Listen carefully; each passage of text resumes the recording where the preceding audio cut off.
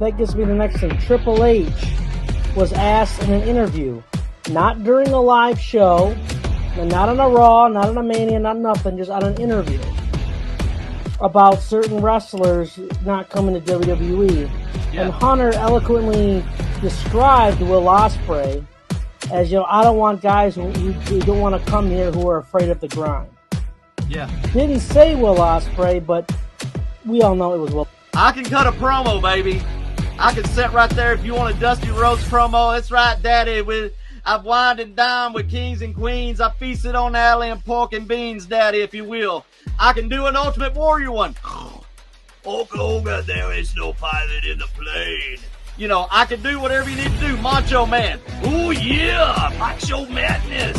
Whatever you need me to do.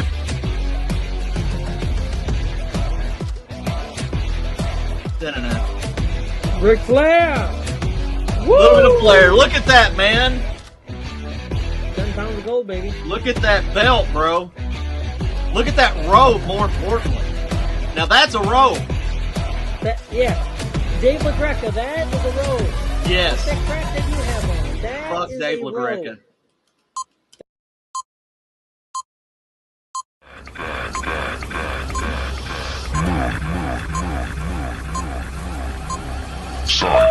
Science.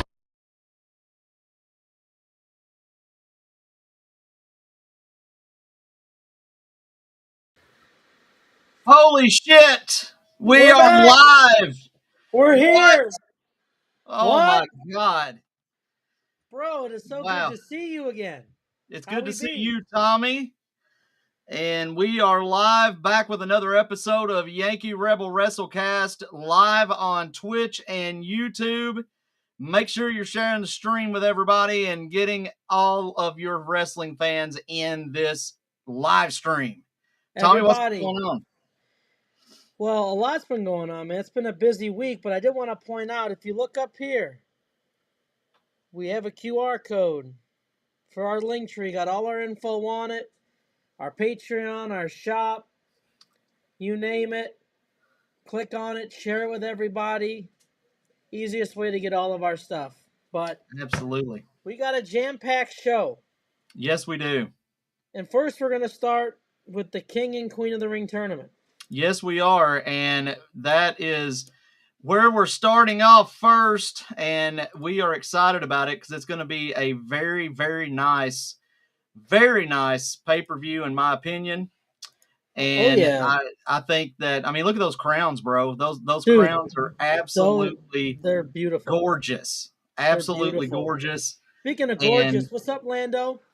Lando up in the house. Baby? What's going on, buddy? I just really can't describe how beautiful the crowns are this year.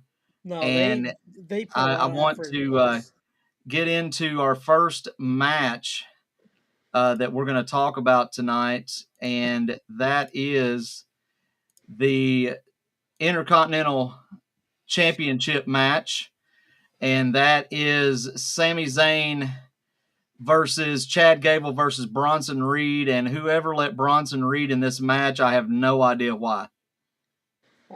I don't know. He's just always been kind of an outside looking in guy. They've never had anything really for him that made any sense. I agree. I think he could be so much more, but he's being booked very wrong. He's very talented. I've never seen a guy his size do a moonsault and the stuff he does with that just effortlessness, but he doesn't belong in this match. From a storyline perspective, Chad Gable and Sami Zayn, you have the story there. Agreed. I love a good heel Chad Gable, man. He's this past week on Raw, he's looking good. And your Creed Brothers thing is coming to more fruition than I thought it would. I told you, baby. Who do you got in this match for Saturday night? I want Gable. I do too. I want Gable. I think he's long overdue. He deserves it. I think Sami is right now a transitional champion. And if Gable can get this victory, man, it's going to do a lot for his career. And to speak to that, I was reading an article that it mentioned someone had an interview with Kurt Angle, and he was asked about, Chad Gable, and he said he would love, if the company wanted essentially him to come in and be heel manager for Chad Gable and have Interesting. like a new age kind of team angle essentially with him and the Creed brothers, and then Angle being that heel overseeing force, which I think would be highly entertaining. But didn't we hear the chants on Monday night? We got the "You Suck" chants, and I'm like, wait a minute, Yep, that was a Kurt Angle thing, exactly. you know. It's all kind of coming together beautifully.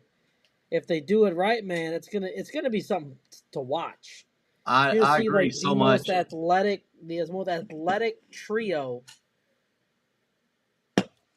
Look at But does Sami Zayn retain in Saudi Arabia?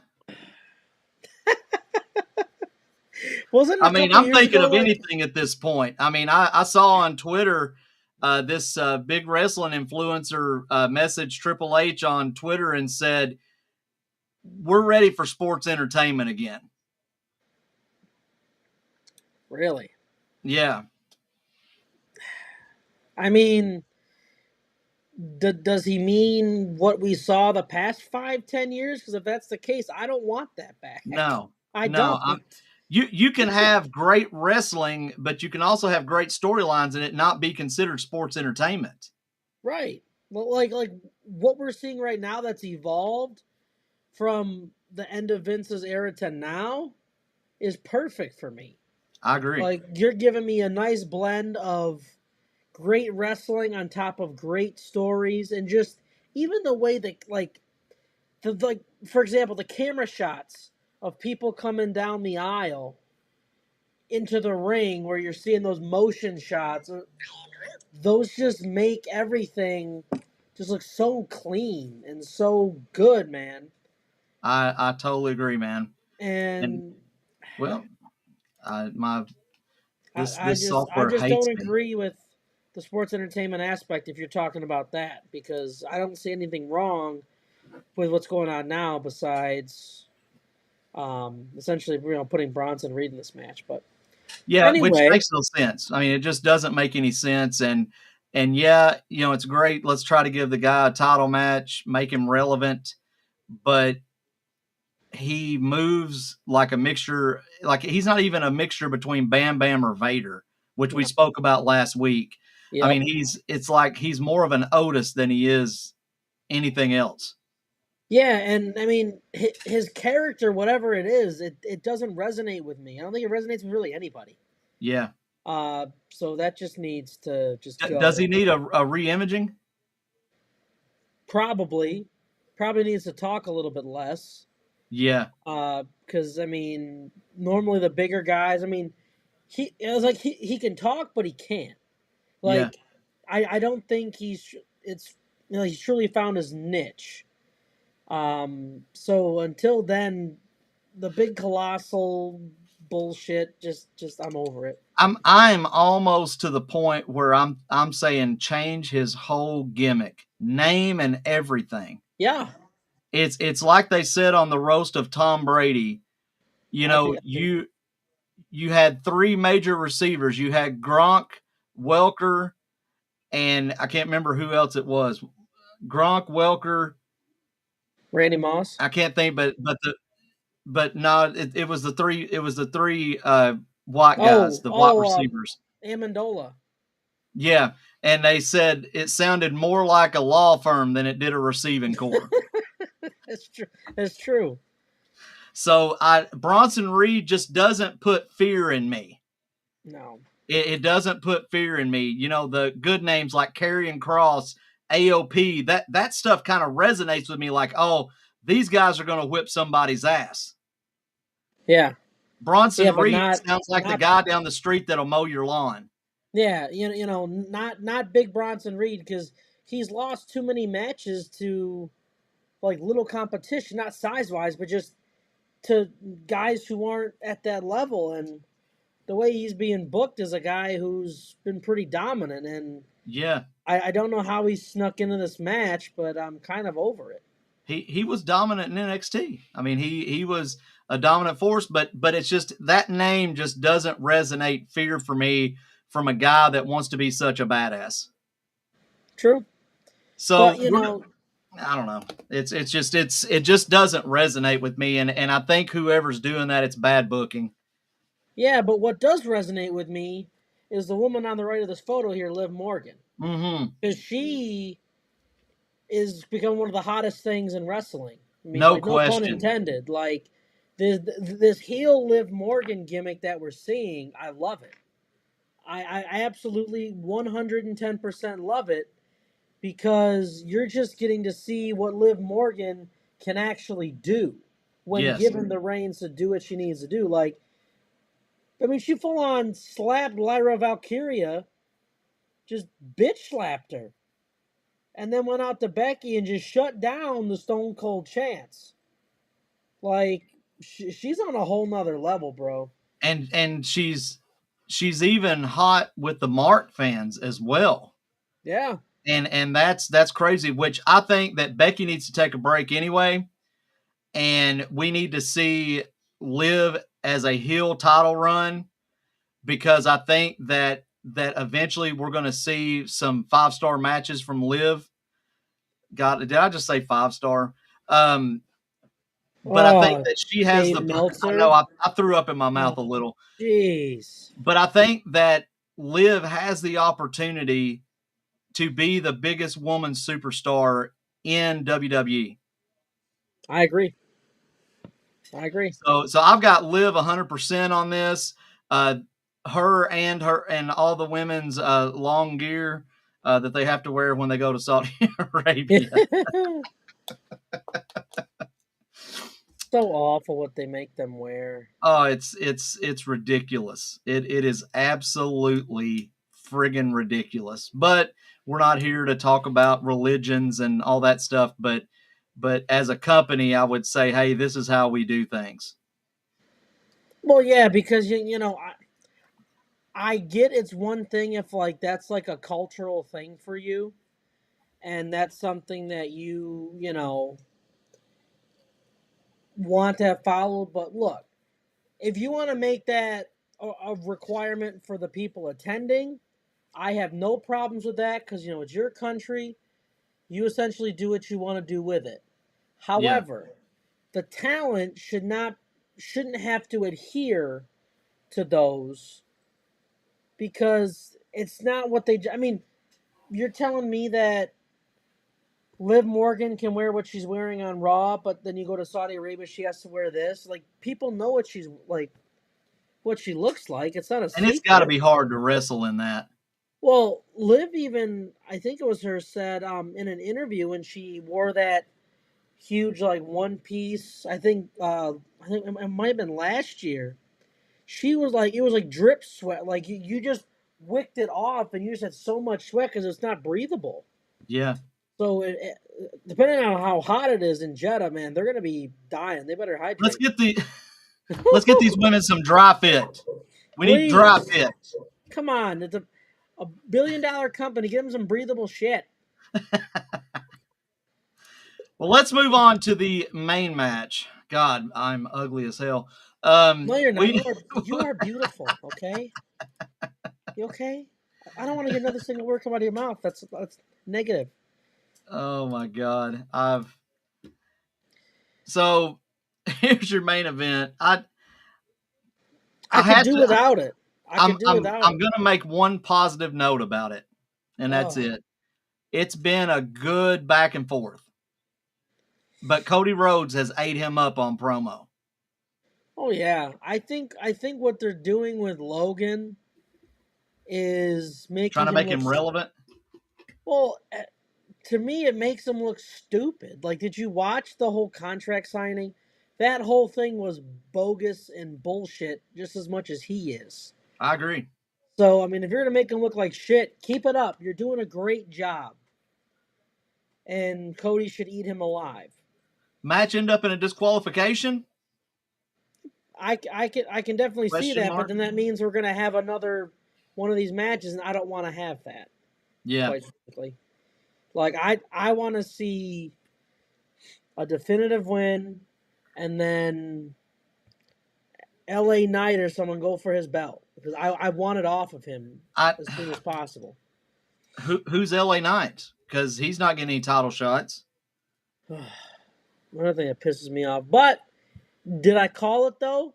You did. Triple H announced the other day that whoever wins the King and Queen of the Ring get a title match at SummerSlam. Yep. Did I call it or did I call it? You were prophesying, bro. A prophecy. Let's testify, my brother. Oh, my brother. Testify. So, and I don't have a graphic for it. We'll just leave this ugly ass Logan Paul up on here. But I do want to discuss and get your views on Braun Breaker just turning into the Incredible Hulk on Raw. I love it. I love it. We talked briefly before the show, and like he has the body type of Goldberg, but has Lesnar's ability. It's disgustingly freakish, and I am all for it. Because you've seen the laps that this dude goes back and forth, the back and forth, the back and forth. And guys are standing in a circle like, where the hell is he going? Because he's just running by him and then rips them in half. It's almost Ultimate Warrior-esque. Except he's not on cocaine, but exactly, as we know of. Exactly. He's just he acts like he's on cocaine, but he's not, which is even scarier. So, can we say Bronson Reed could be what Braun Breaker was if he was repackaged? Possibly, except their styles are different. Like Bronson Reed can't move like a Braun Breaker can. No. If you made Bronson Reed like a Vader or a Bam Bam to where you use their size but showcase their athleticism and made them credible and relevant, he might get over. But whatever you're doing with him now is just not it. Agreed. It's honestly, I hate to keep going back. It's not cringy, but it's just like, okay, here's Bronson Reed. Like, I'm not excited to see him. Oh, by the way, since we have a break, our QR code's up above my head. All you have to do is scan that QR code in, and it goes to all of our links, our Patreon, everything that our sponsors, all that fun stuff. Scan that QR code, guys.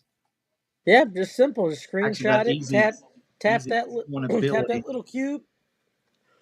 Oh, man, I got tickled. Okay. Oof. So, with that being said, and again, I hope all of you are excited for King and Queen of the Ring. I know it's going to be fun. I'm going to be out and about, so I'm probably going to be watching it on my phone or my iPad while things are going on. But this is going to be a decent pay-per-view. I think that we've got some great King and Queen of the Ring finals. And with the stipulation, like Tommy said was going to happen last week, that person gets a title shot. And I think, like you said last week, Tommy, that had to be the new stipulation. Because if not, what does the King of the Ring, Queen of the Ring, what does it even really matter? Right. Because in the past, when they've, when they've sporadically had it, like, oh, we have a 1-year-old, so it's 6 years later and randomly do it. It didn't accomplish anything because there wasn't an end goal. There wasn't a meaning for it. It was just a tournament. And we're all sitting there wondering, what is this for?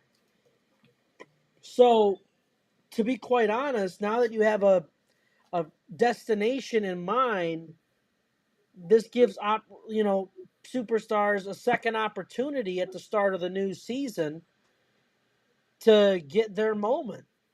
Hey, you missed out on the Rumble. Okay, fine.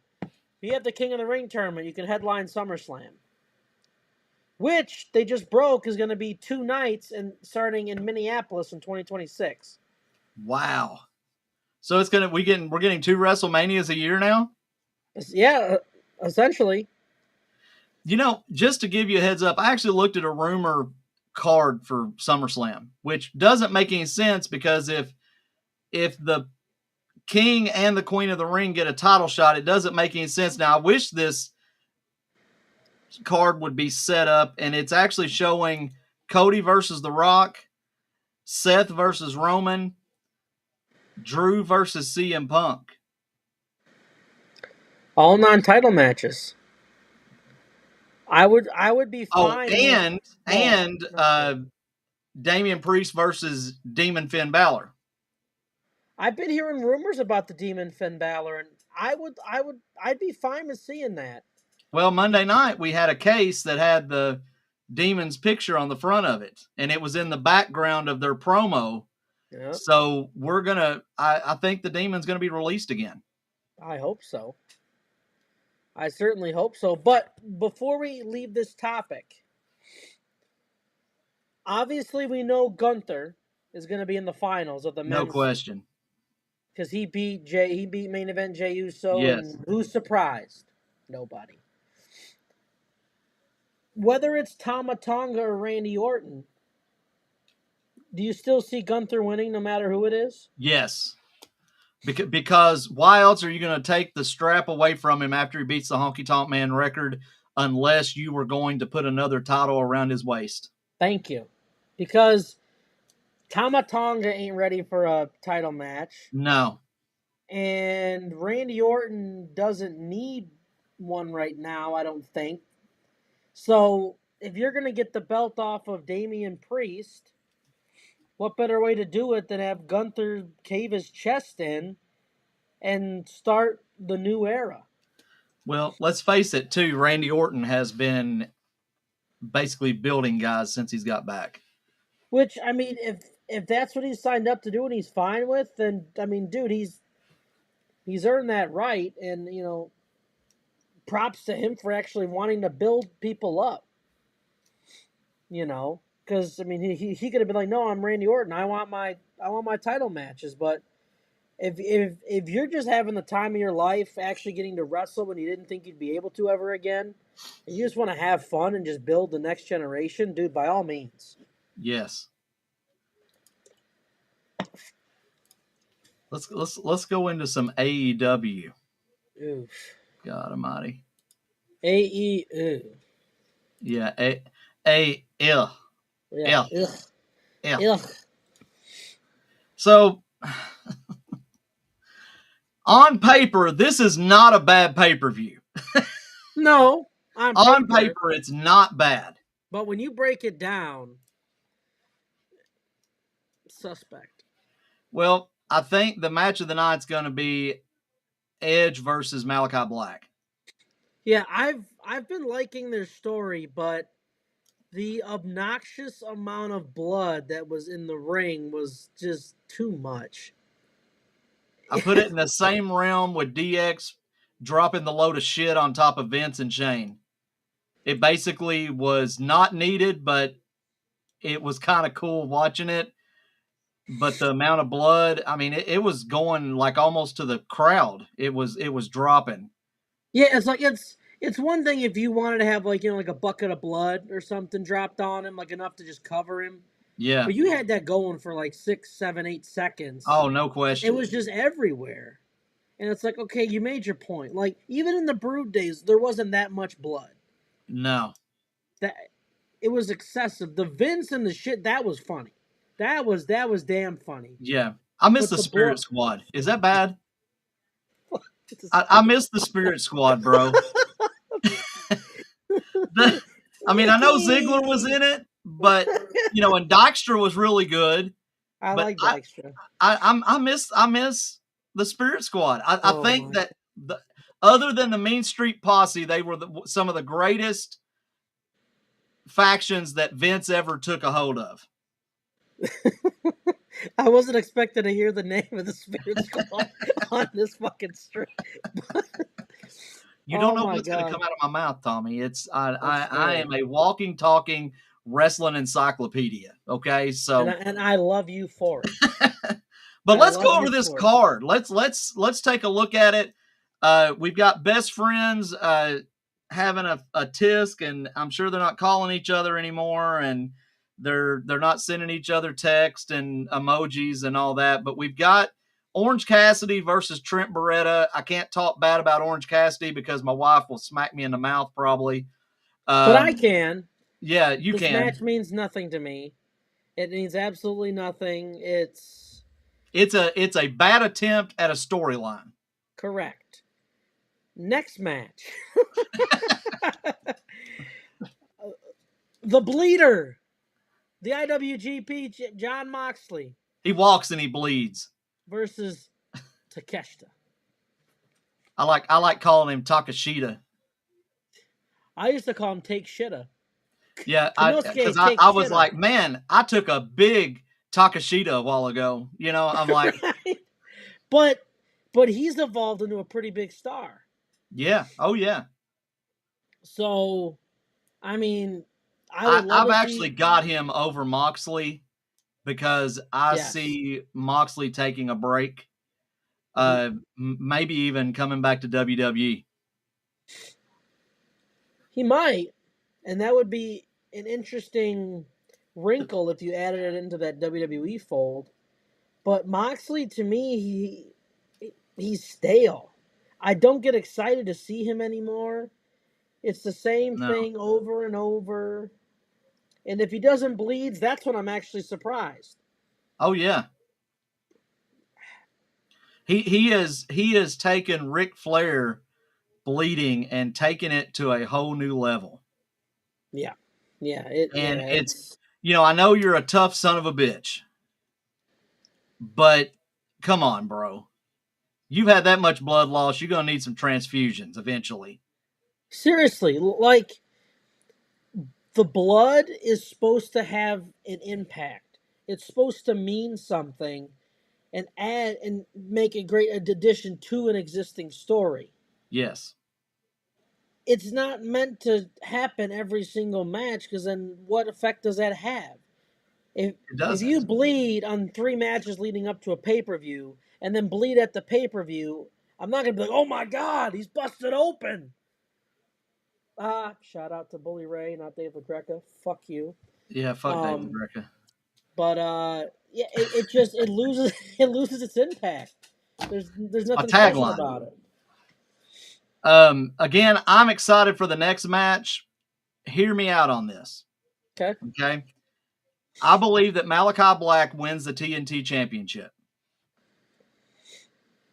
Malachi, the only title that he's held since he's been there is what?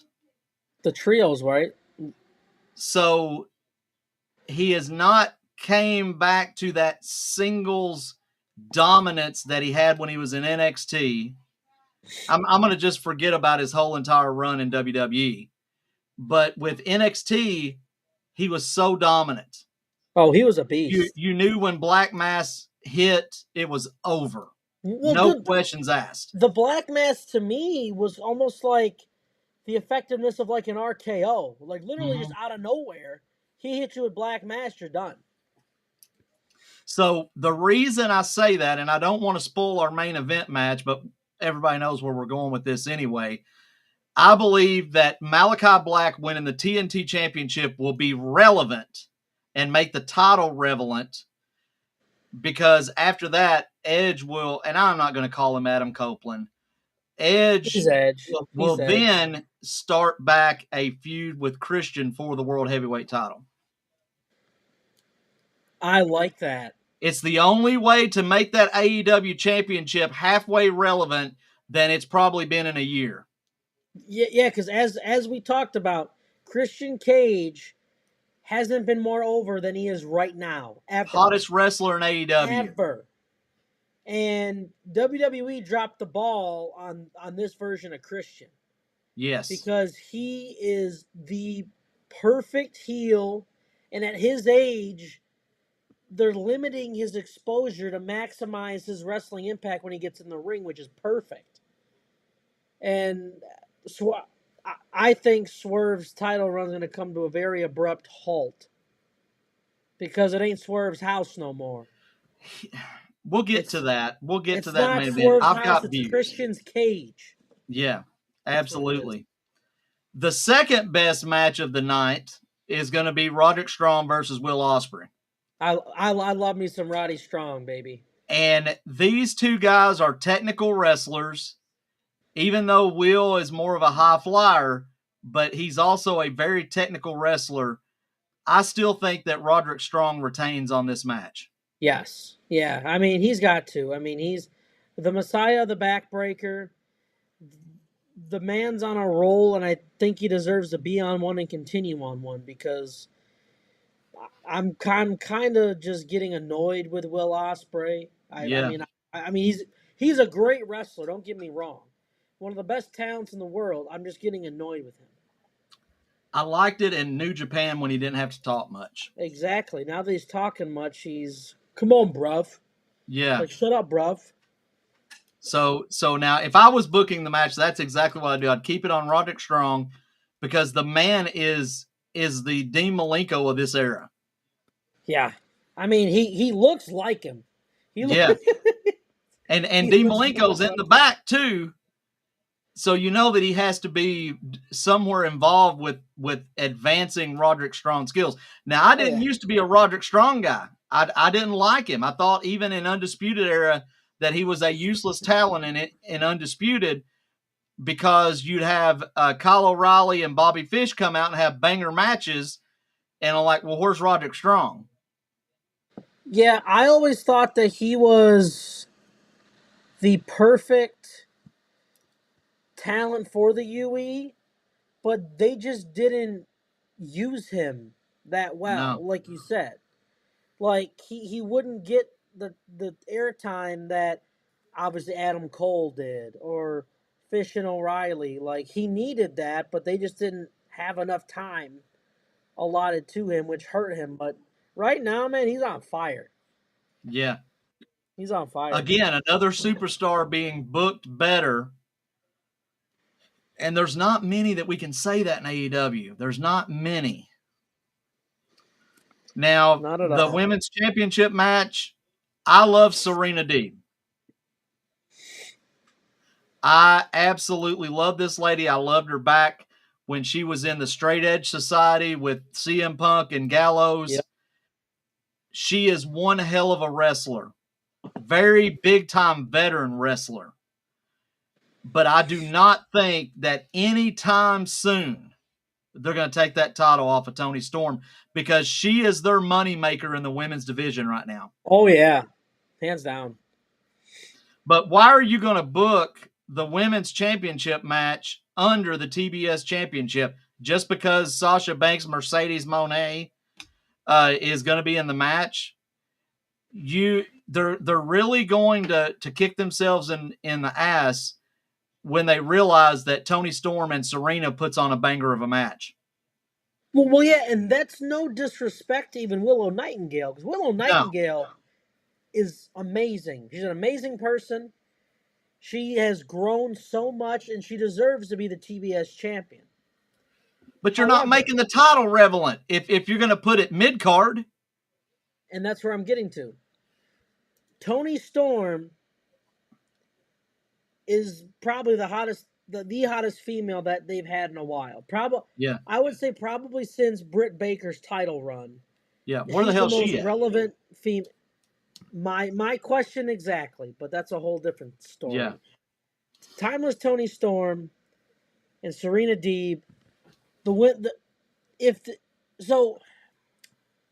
Is the AEW women's title, is that now taking a backseat to TBS because of like money and the contracts and stuff like that? Because that's where they shot themselves in the ass, because it's probably the TBS contract. Mercedes Moné is not bigger than the AEW women's title. I don't care. To me, she's done nothing for AEW besides take a paycheck every week. Nothing. That's literally all she's done, is take a paycheck every week. And then whatever that dumbass laugh she has. Wednesday night.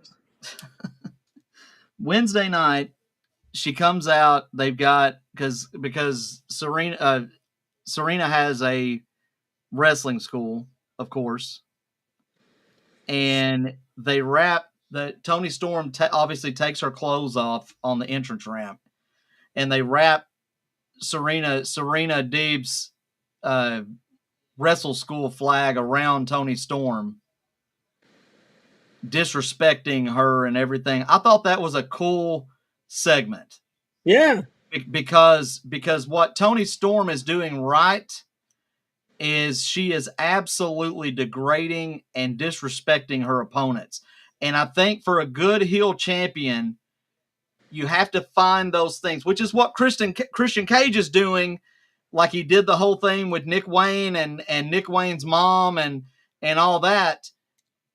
You've got to be able, because everybody's, Christian comes out and he's like, you're our daddy, and you've disrespected so much. Now you're catching cliches and you're catching those moments in the crowd. People are like, signs, Christian is my daddy, and all this kind of stuff. And that is what a good heel champion does to get the crowd either for you or against you. And for both Toni Storm and Christian, it's kind of like a little bit more that people are saying, I like this person. I like them a little bit more than I hate them, at least from a smart mark perspective. Yeah, because I mean, if you're new to watching wrestling, you're gonna think Christian's just a straight up asshole. Oh yeah. But if you've been watching it as long as you and I both have and dissecting it for as long as we have, you see like this is brilliant. Yeah. This is money. Like what? Like sign me up for more. Yeah. Especially with MJF still being MIA, he took the spot as the biggest heel. We'll get into that in a minute. Hang on a minute. I'm sorry. I'm clicking windows that I don't need to be clicking. Of course I do, because that's what I do. I made it just so that it'd mess you up, Tommy. Is that what you did? That's exactly what I did. It doesn't matter what you did. Thank you very much. Back to this. We have to have an Anarchy in the Arena match for Double or Nothing. I mean, it's not going to be the level of Sammy Guevara getting ran over by a golf cart as Matt Hardy's running down the. That was so good. That was so good. But like, when you look at the left side of it, and you got the Young Bucks, Jack Perry, and Okada, I'm like, okay.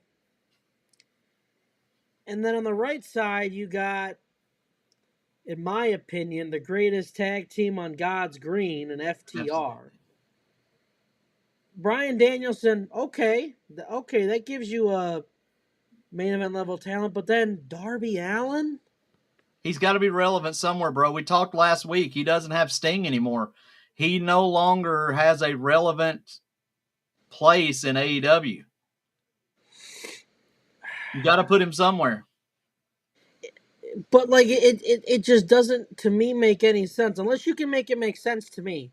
It doesn't make any sense to add him into this match because I can't.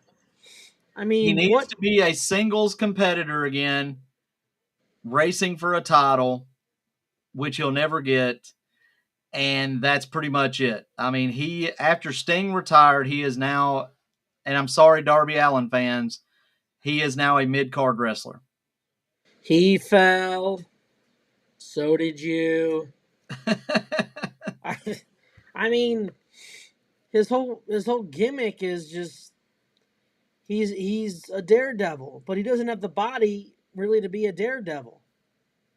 I mean, like Jeff Hardy wasn't the biggest guy in the world, but his body was able to withstand it long enough. Darby's brittle. Oh yeah. I mean, he's no thicker than the flagpole outside. I mean, let's face it. That retirement match of Sting, I thought he was dead, bro. Yeah. I literally thought he was dead. It's just throwing him into this whole storyline to me doesn't make any sense whatsoever. Like, Danielson has history, I believe, with all of them. FTR has history with the Bucks. What history does Darby Allin have with like any of them? Well, besides Jack Perry and Darby Allin being two of the pillars. Which, I mean, other than MJF and Britt Baker. No, because Sammy Guevara was the other pillar, not Jack Perry. Are you sure? Yeah, because MJF, when he was talking to Sammy Guevara, is like, you and I are two of the pillars. You got Darby Allin and Britt Baker. Jungle Cuck Jack Perry is not, never will be, nor will ever be considered a pillar of any company. Oh, God. And I'm glad Christian said what he said about him. Yeah, I am too. Cheers. Cheers to that. So let's move on. Who do you have in that match? I got the Bucks winning because that's the only way they can make themselves relevant at this point, because their gimmick sucks complete balls. I want the Bucks to go back to the guys with the hanging trails and all that. Super kick party. Yeah, and the two guys that sold the most T-shirts out of any wrestling organization at one time with Bullet Club. I mean, those shirts went to Hot Topic. They went everywhere. And I was even happy to the point when the Bucks were tagging with Kenny Omega and they came out to Kansas. Oh, dude, goosebumps. Dude, I as a wrestling fan, so if you're a long-time wrestling mark like me, you'll understand what I mean by this. I nearly creamed my pants when I heard that. And when I saw it. It was so good. It was literally one of those moments where every hair on your body stands up. Yes. And you're like, this is one of the coolest things I've ever seen. And I mean, these guys come out in Street Fighter gear. They even got figures made with Street Fighter stuff on. You can go to GameStop and find them on clearance right now. And along with Kenny Omega wrestling buddies. Anyway, but I hate this executive Young Bucks thing that's going on. It doesn't make me hate them because it makes me disgusted that they are actually in charge of booking this crap. Yeah.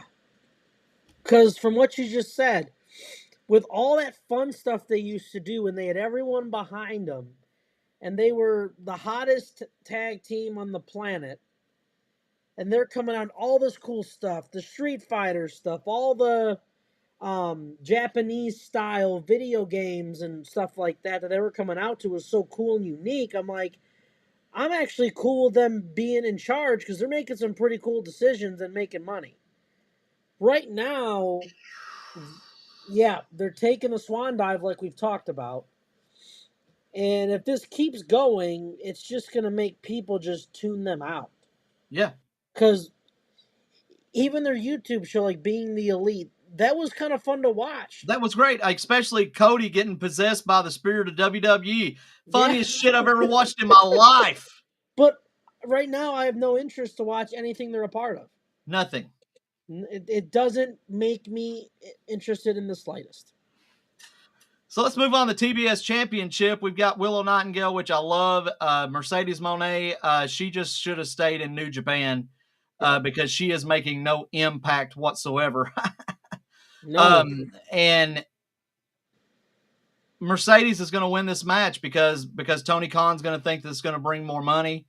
And then you're going to let loose of a champion that is bringing more equality to that title since Jade Cargill. It's going to she's not making it as relevant as Jade Cargill did, but she's been a fun champion.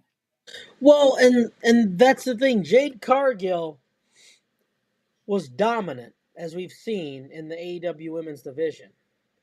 We haven't really seen a champion like Willow, like a face TBS champion. We haven't really seen it. And so for them, it's kind of uncharted waters. And I would use this match because it's not going to hurt, Mercedes one way or the other. She wins or lose. She's still going to be Mercedes Moné.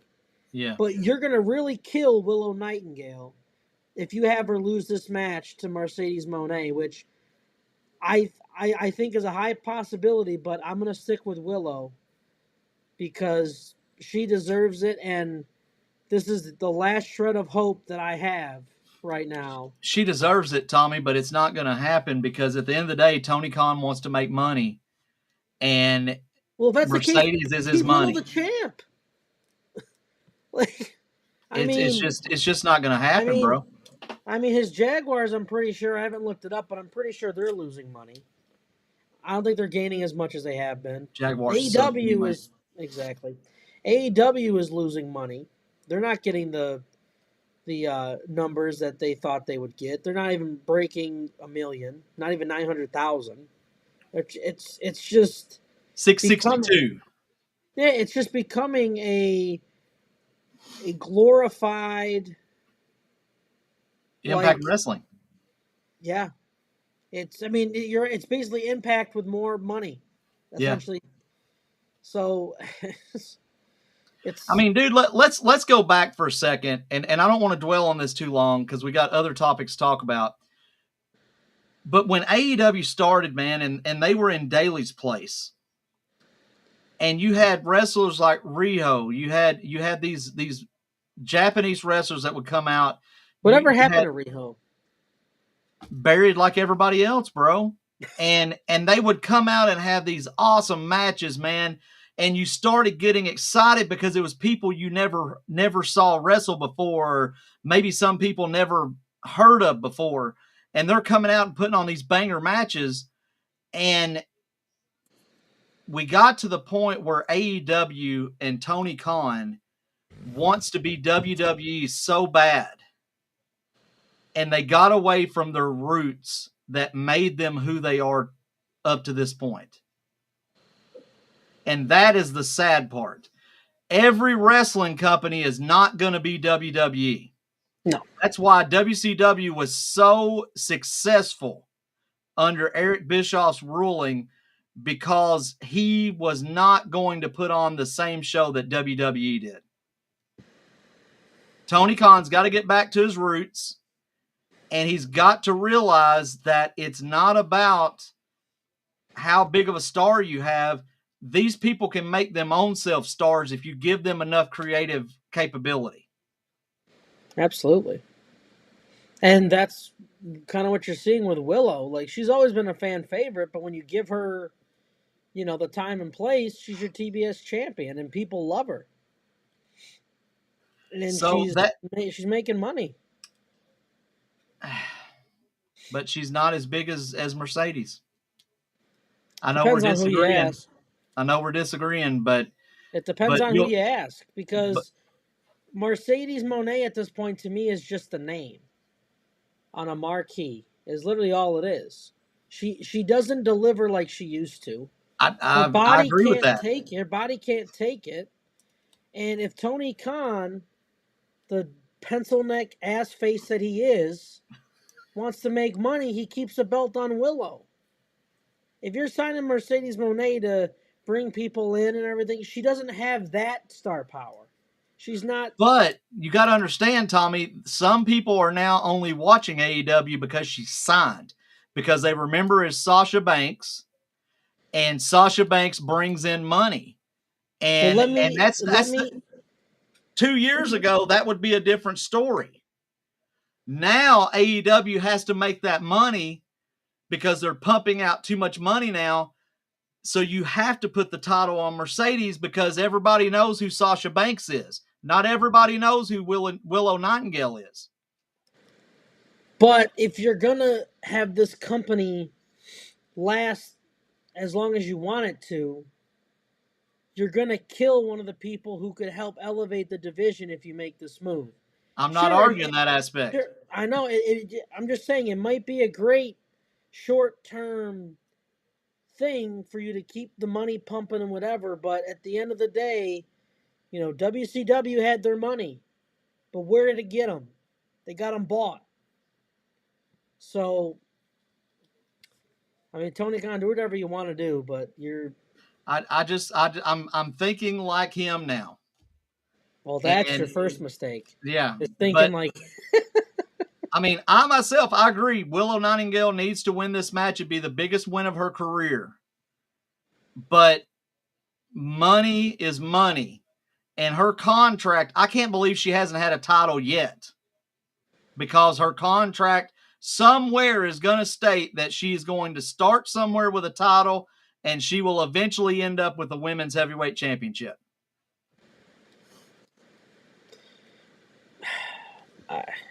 Mark my word, on, what is it, May the 24th, this will come to fruition. I sincerely hope you're wrong, but Yeah. let's move to the main event. Is it really a main event? I mean, one side. Well, I am no longer a Swerve Strickland guy. No. I mean, this show is this match is not a main event match, because if your women's title should be the main event of the women's card and it's not, then you can obviously in AEW have main event matches that aren't main events. I mean, at least they have the AEW World Title in the main event, but half of the main event isn't a main event. I know it's a lot of main events. Dave Meltzer will give this. Dave Meltzer will give this a 5-star. Of course he will. I mean, come on, 5.5. Come on. I'll tell you why that I no longer like Swerve Strickland. There is, God, this is going to sound so bad. Well, there is no room in wrestling for a thug wrestler.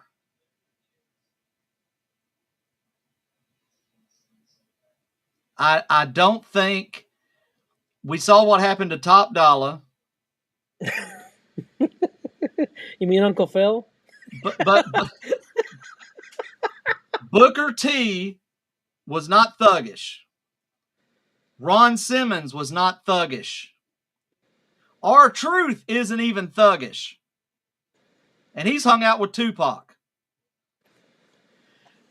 Swerve Strickland, to me, is a guy that only halfway loves wrestling.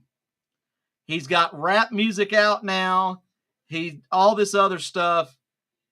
He is not world heavyweight champion material. NXT, places like that, yeah. But he cannot carry this company as a world heavyweight champion. I don't care how many times people, whose house, Swerve's house, whose house, Swerve. I don't care how many times you say that. There is no room in professional wrestling for thugs. None. Do you think that he's at this point just using AEW to boost his outside status? Yes, absolutely. And I think that he's went to Tony Khan and said, hey, it's time for me to get a belt. It's time for me to get a belt. I mean, look at Carmelo Hayes. Carmelo Hayes isn't thuggish. And look where he's went onto the roster. His first match, the first night of being moved up, he faces the world heavyweight champion Cody Rhodes. Yeah. Well, I'm sorry, undisputed champion, because I can't get past that. But I just think that this gimmick that he has is irrelevant. He's not a good talker. And I think Christian Cage wins this match in under 10 minutes. I would love that. Because you mentioned the thuggish aspect. And I was just kind of thinking, and then it dawned on me. I know that you're a basketball fan. Oh, yeah. You know everything that's going on with, Ja Morant. Yeah. And how the NBA has suspended him, fined him, whatever, for his thuggish behavior. Yep. The same thing goes in the wrestling world, too. Absolutely. It's not just because, in a sense, you're bringing a negative light onto AEW. And if you're going to be their world champion, then you're basically the talking stick for the company. You're their poster child. This was a contractual issue. That's exactly what it was. And, I mean, that's all Tony Khan seems to do, is just book things. See, he seems to me that the only way he can sign people is because, one, he has an unlimited pocketbook, and two, he contractually books people into title matches to get them to sign. Yep. Because other than that, why are people there if you can have an endless possibility over there in WWE with Hunter? Because I completely understood the mass exodus when Vince was there. I completely understood it. I completely supported it. But now it's like, who's going to go back? You know, who's going to go back once their contract's up? Yep. And you some of the locker room can't be happy. They can't be happy. I mean, you suspended Sammy Guevara, which also takes away Tay Conti. Yep. The Hardys, where are they at? I mean, you have nothing to work with other than what's on this card right here. Yeah. That they think they do. Now, there's a lot, I don't know, man. It's just AEW has me so frustrated because I'm such an AEW fan. And it has me to the point where I'm so frustrated I want to quit watching the product. Yeah, I'm right there with you because I mean I struggle.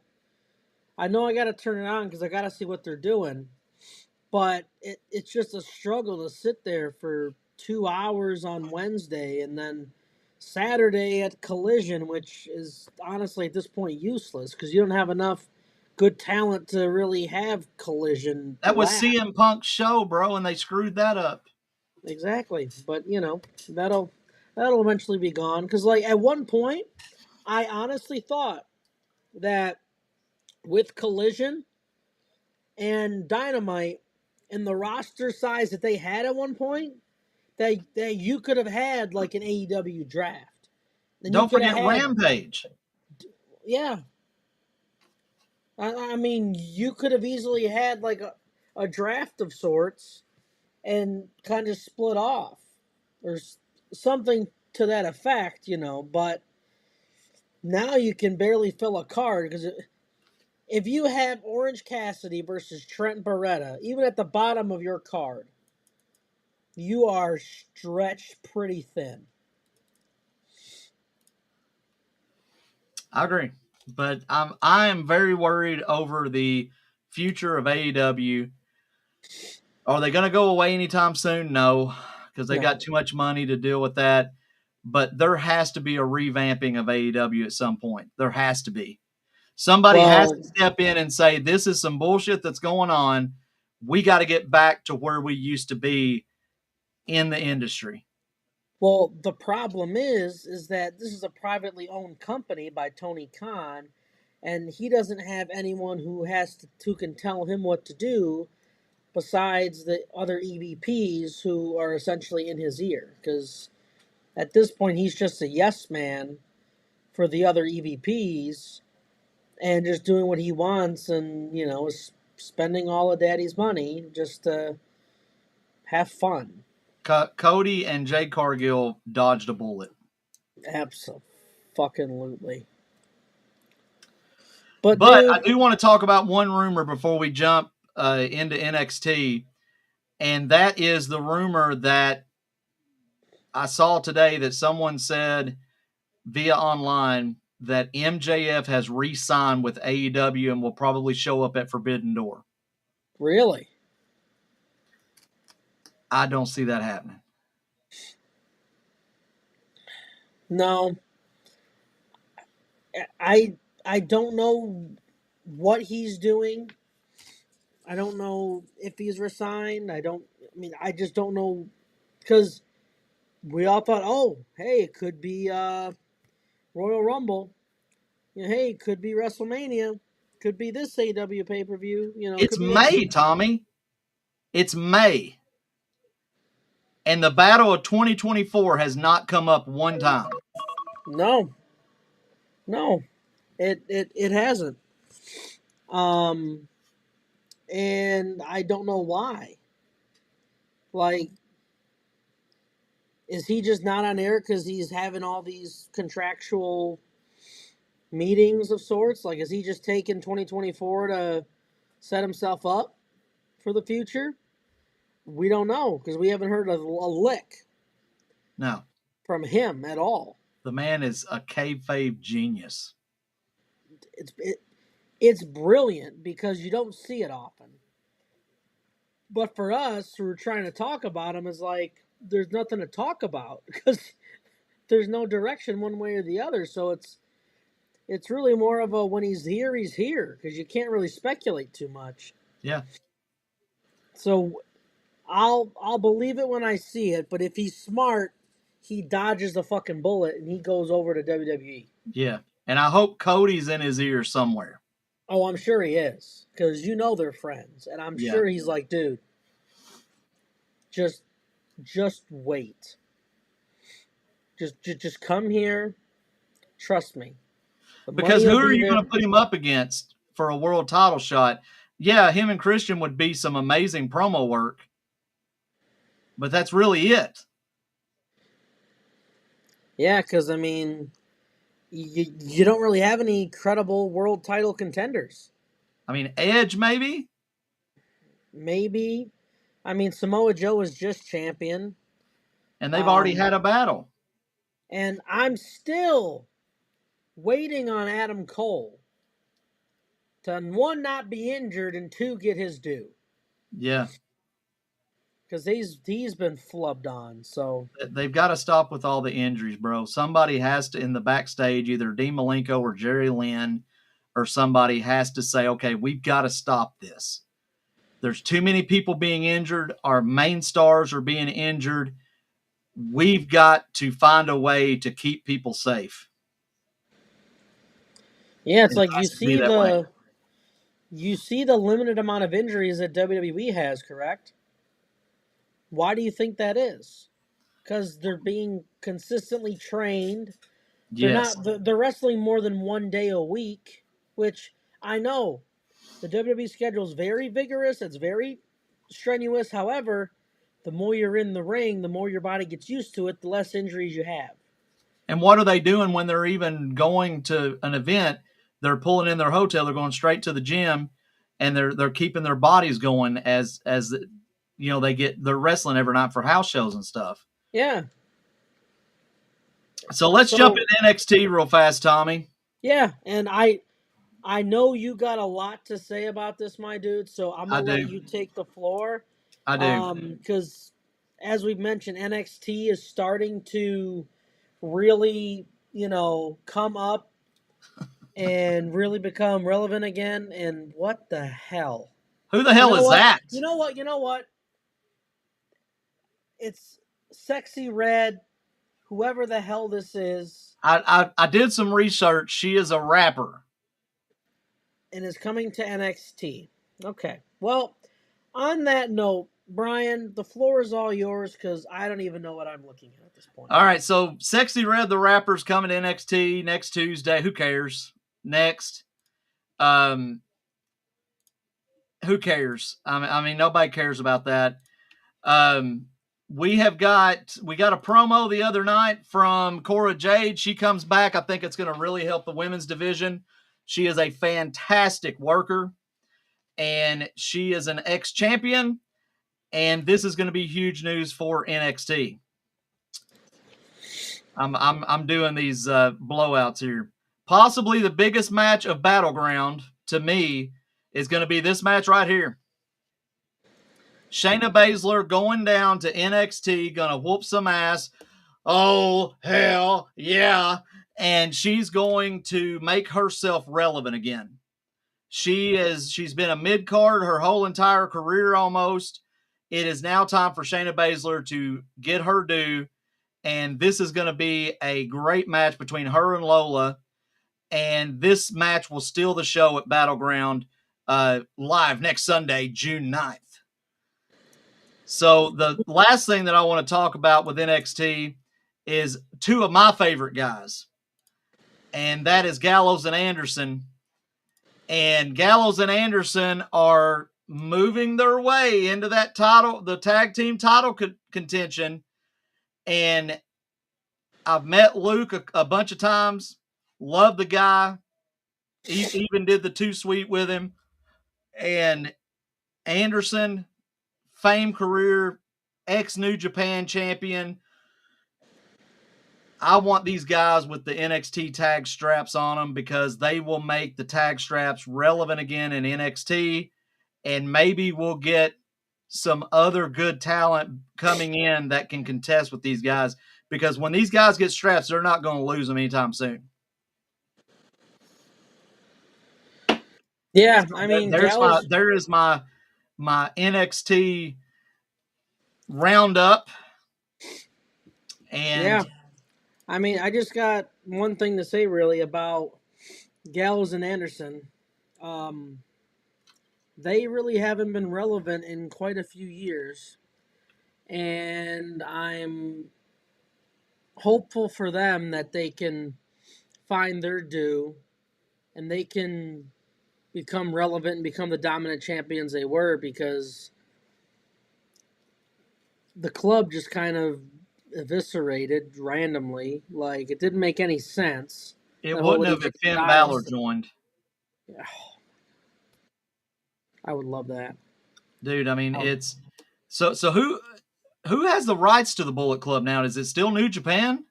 I think, well, they got to, unless somehow Tony got it. I mean, ROH, you saw the Bullet Club in ROH. So I'm going to research that for next week. Who has the rights to Bullet Club? And if so, why are people not using it? Because I'm pretty sure New Japan still does. And because they have the partnership with AEW, who owns Ring of Honor, they're able to use it. Because they have the Bullet Club Gold with Switchblade. Yeah, but I mean, it's good. I mean, because I love the Guns and I love Jay White, but let's bring some old members back into it, man. Let's get some of the guys that used to be in it. Well, here's the thing. Now with Triple H at the helm, you have endless opportunities that you would have never had with Vince. So, who knows? You might see a thing where they make like a partnership or a deal of some sort that allows them to use the Bullet Club moniker. Yeah, I mean you've got so many members in WWE too. AJ Styles, Finn Balor. Rhodes. Yeah, Cody. I mean, it'd be killer. Tama Tonga Loa. Yeah. So I mean, you got Gorillas were part of Bullet Club. Yeah. And just a quick thing about them before we continue. I want to see the Gorillas of Destiny with tag straps here in the next year. I would like that. Because right now they're keeping them really close to the vest and they're really slow playing this, which is fine. Because I'm confident the end result's going to be absolutely beautiful. But the GOD are some badass sons of bitches. Yes, sir. If you haven't seen them, look them up on YouTube. Yeah, no question. They're some bad boys. The Sons of Haku, man, I'm not messing with them. No. Not even close. But, Brian, you also have another rumor. I do. That you want to share in regards to use this picture. Vinnie Mac. I've got to Vinnie Mac and his porn star stash. So the Dick Tracy villain, Vince McMahon. What do you got for us, big guy? Well, according to multiple sources, Vince McMahon, of course, we know that he's out. He's sold his stock to TKO, but it is now rumored that Vinnie Mac is going to start his own wrestling promotion. What? So, and all it's going to be is probably the size of Brock Lesnar and Omos and all those guys, probably, because that's all he likes is big guys. And if I was Vince McMahon, I would take my big paycheck. I would be in Barbados sipping me a margarita or something, and I'd be just chilling. But Vince McMahon is such a selfish asshole and wants to be a billionaire again so bad that it's being rumored that he's going to come out after all the allegations that happen and he's going to try to start his own wrestling promotion again. I mean, his father is already rolling in his grave. His father's rolled over a couple times. Come on. Yeah. But so who's going to back Vince McMahon? I'm sure he has some of his higher up, equally as assholey billionaire Besides John friends. Laurinaitis. I'm surprised your rumor wasn't Vince McMahon starting an adult film company. Well, I mean, he'd run it by hand until it got off the ground, but literally by hand. Yeah. I mean, so here's my thing with this. Yes, you're probably going to have guys that are the size of Brock Lesnar and Omos. And you're probably going to have females who are a size 0 with big jugs and hardly any clothes on. We can already suspect that's going to happen. Yeah. So, but where's it going to be streamed on? Like, who's going to actually allow him, after everything he's done, to do that? I mean, it's like if Jeffrey Dahmer was still alive, it would be like Jeffrey Dahmer going to a food company and saying, "Hey, I need you to sponsor me." I mean, it's so bad. I mean, somebody's going to say, "Are you kidding me right now? Are we really going to go through this again?" And if so, how's he going to take on WWE, UFC under TKO's umbrella? That's too much money for you to even think about. Who's going to lend you money? Not for Vince McMahon, damn it. I mean, we're going to get Undertaker backstage? Shit. Good shit. My God. I just don't see this being a good venture for Vince. Vince needs to retire, lay his big ass somewhere in the tropics, and forget about wrestling completely. But the thing is, he doesn't know how to just let go. He has to be in the spotlight. He is as egotistical and self-centered as Jerry Jones. He has to be the center of attention. He's got to be in the spotlight. If he's not in the spotlight, he'll find a way to get there, because any publicity is good publicity. But at this point, he's done everything you could ever want to do in the business. Just stop sullying the end of your legacy in your career, and just retire. Spend time with your grandkids. Okay, how about you start there? Spend time with your grandkids and the wife you surprisingly still have, and just go enjoy yourself, because you have enough money to just live for generations and generations and not be worried. So just go retire, have fun, and do it. Just enjoy life. That'll be our next shirt. Go away, Vince. That's with that face. With that face. Go away, Vince. It wouldn't be so bad if that damn mustache wasn't so crooked. I'd beat the hell out of my barber. I mean, the fact that he needs to dye his hair at this stage when he's never, it's never been a problem as of late. He's always had the gray hair, and now he wants to dye it. Come on. So, Tommy, now we are at the point of the show where we rant and we give our final comments. This is everybody's favorite part of the show. I'm going to let you go first, Brian. Okay. All right. Let me go first. I kind of want to see what you got. First and foremost, I do want to give a big thoughts and prayers out to Jim Ross. He is not doing good right now, according to his Twitter today. So our thoughts and prayers are with Jim Ross. I love this guy. He has been through hell. He has been through so much in the wrestling industry. I'd hate to lose him. but I mean, you know, so many strokes and all this. It's right now he's in pretty rough shape. So all of us here at Yankee Rebel Wrestlecast, we send our thoughts and prayers to Jim Ross. Get well, Jim. Yeah, absolutely. My biggest rant tonight is over the Young Bucks. I have been a Young Bucks fan since they were Generation Me and Impact Wrestling. And they have got great wrestling ability. They have got a great wrestling mind. But when they became EVPs of AEW, they were doing great when AEW started because they had Cody, they had that sound wrestling mind from a wrestling family that knew how to produce correct wrestling. Cody left, it went straight down the toilet.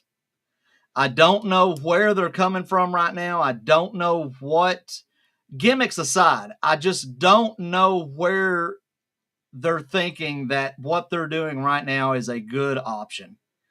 It breaks my heart because the Bucks are Hall of Fame material.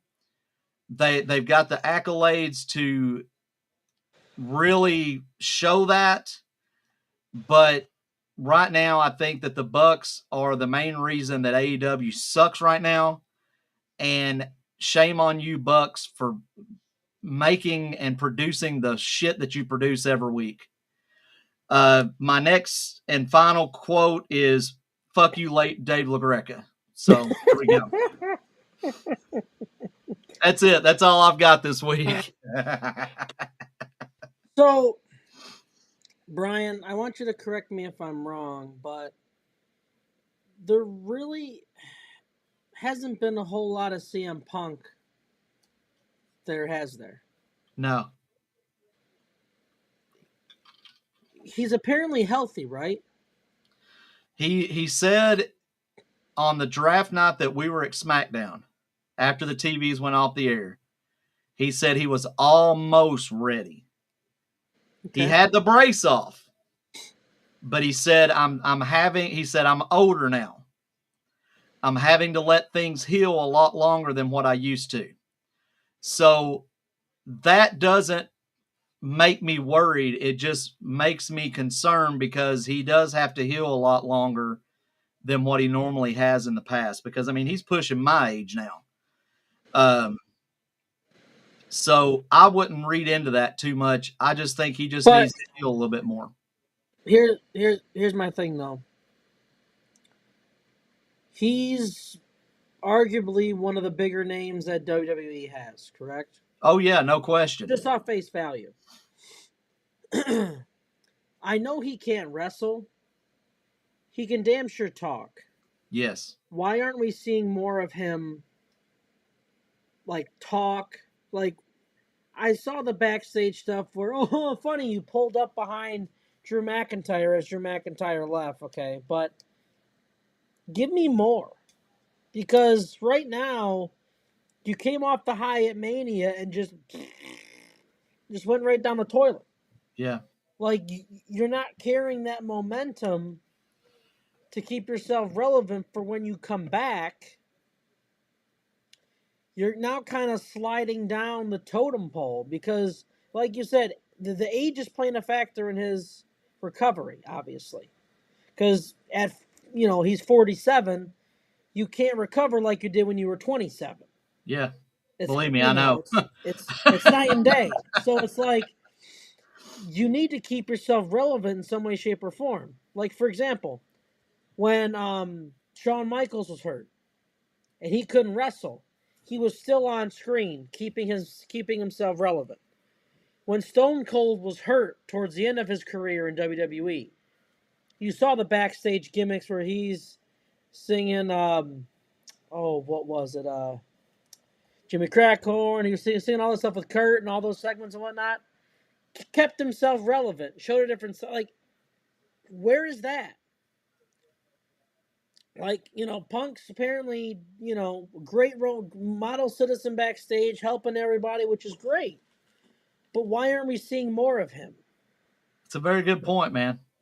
Because he was so big going into the Rumble And then when he got hurt, it tanked. But they were using Drew to kind of keep his name up there, while he wasn't able to be there. But now that he's able to show up places, why isn't he doing anything? We're used to him being gone. I know, but that's the problem. We should, he's able to be out there, put him out there. I mean, you're paying him, I'm sure, a healthy amount of money.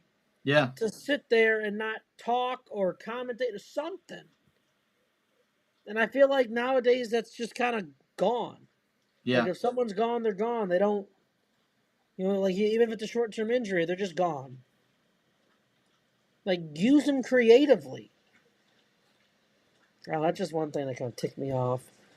I agree. And guys, again, King and Queen of the Ring is this weekend. I think we have the Double or Nothing pay-per-view this Sunday. So going to be a great weekend of wrestling. We've got 2 big pay-per-views that one easily accessible, the other one $49.95 on your pay-per-view. Yeah, the thing is, who wants to pay that though? I'll pay them $10.95 all day, but I ain't paying $50 for that shit. Here's what you do. You gotta find 5 other people who are around you that want to watch it, so that's only $10 out of your pocket. Yeah, absolutely. That's the only way. Or go to like a bar, like Buffalo Wild Wings or somewhere that probably has it on, and just watch it there. Hey, do you have the shitty AEW pay-per-view on tonight? Why, yes we do, in the back corner by the toilet. Yeah. But you got 2 pay-per-views this weekend. SmackDown has already started. So we'll see how that pans out for the King and Queen of the Ring. And we'll be back next week to actually talk about that, talk about what happens on Raw. I always love Raws after pay-per-view because they're normally a lot better. So it sets up new storylines, sets up maybe even old storylines from the pay-per-view. So again, for Yankee Tommy, yeah, right there, he's over there. Yeah.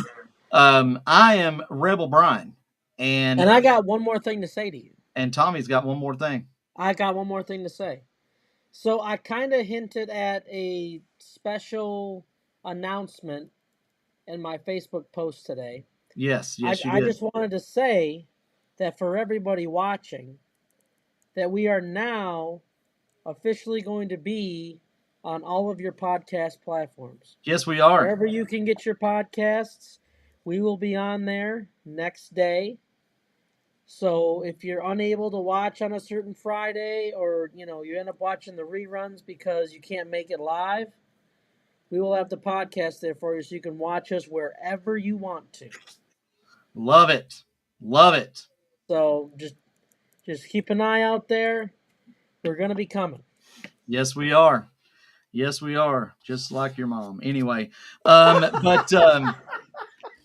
all right, again, for Yankee Tommy, I'm Rebel Brian. We are done, and we will see you guys next Friday, and we're going to be talking pay-per-views, everything that's happened on Raw, NXT. I need to start doing some Impact as well, but we are out of here. Guys, have a great Memorial Day weekend. Everybody, bless all of our veterans out there that is no longer with us. I tip my cap. We bless you, and we thank you for your service because Memorial Day is celebrating our no longer here veterans. So my grandfather was one, so big props to him for keeping our country safe. But again, for Tommy, I'm Brian. We'll see you guys next week. Much love, everybody. Peace, love, and